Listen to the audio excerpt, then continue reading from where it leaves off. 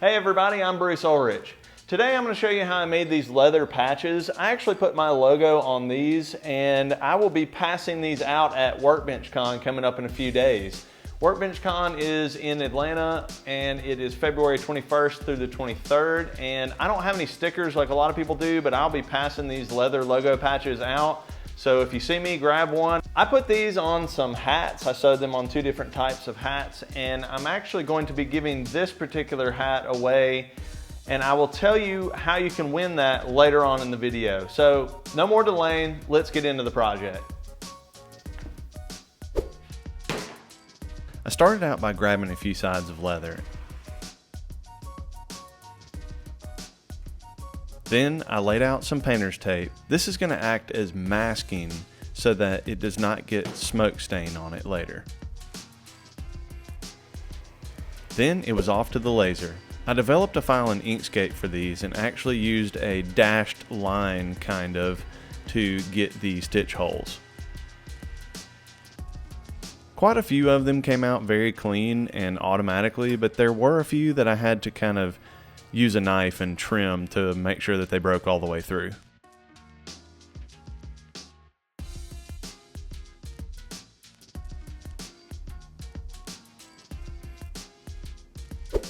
I did some experimentation. For edge burnishing, I used water first and tried that out, and then I used some of my mineral oil and beeswax finish on the edges. Both of them worked pretty well, but I think I preferred the mineral oil and beeswax, so that's what I went with for all the others. The basic concept of burnishing is just creating some friction and heat, and it actually kind of sears that edge and makes it have a nice glossy look. The whole family got in on weeding time. Weeding is typically what you call when you're pulling a bunch of the masking paper off of your piece. It was actually kind of fun. We had a contest to see who could get the biggest intact piece off of one of them, and as you'll see in a second, my wife was the actual winner. She came out later when I was stitching. No way. You got the whole thing in one. Nice. Nice, dirty hand. Here we were just holding up a few different patches to see which one went with each of the hats.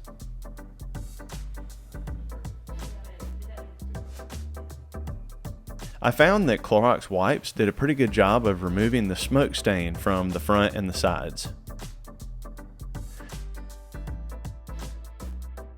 Then it was on to stitching. For this hat, I'm doing it off center a little bit. It's just the way I wanted it to look. These needles are really large, and I have never stitched through some material like this, so it was kind of interesting. I think the knot on my thread was a little bit too big because it was hard to pull through a few times. Unlike other stitching I've done before, this was just a basic over and under stitch. I thought it looked really nice and clean on this, and it was more than plenty strong.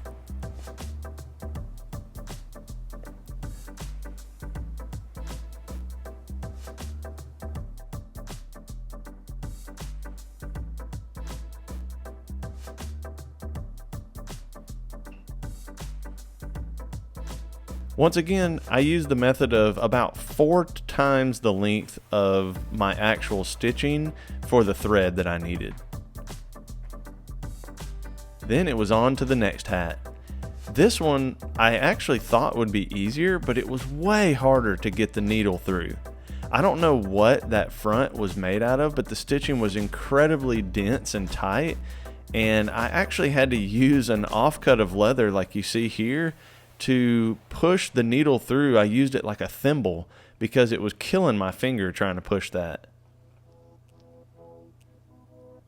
I just tied some simple knots on the underside once I was done with all of the stitching, clipped off the edges, and then burned them so that it would seal it and not pull back through.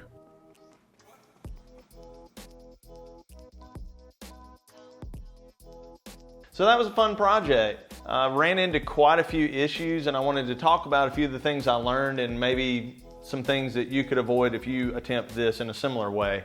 So I had a bunch of different iterations of this, and I actually marked them with tape on the back here. I had about 6 different things. The original way I had my file, I had round holes on here instead of actual slits or dashed lines, and I didn't like the way that looked. So then I realized that the holes were too close and I spread them out. Well, they were still too close. Just went through multiple iterations. I tried painting before I removed the masking tape, and it just really didn't show up. It's like the char from the laser would not accept paint very well. On my 6 when I tried some white paint, but even then, the white is just barely down in there, even with a pretty hefty coat. So it just takes some time to go through different iterations and find something that works. Something else I learned is that my particular laser, I have the Glowforge Basic, which is a 40-watt laser. I don't think it can really cut the 8 or 9 ounce really thick veg tan leather that I had. I was searching on the forums and did not see anybody cutting anything more than about 6 ounces.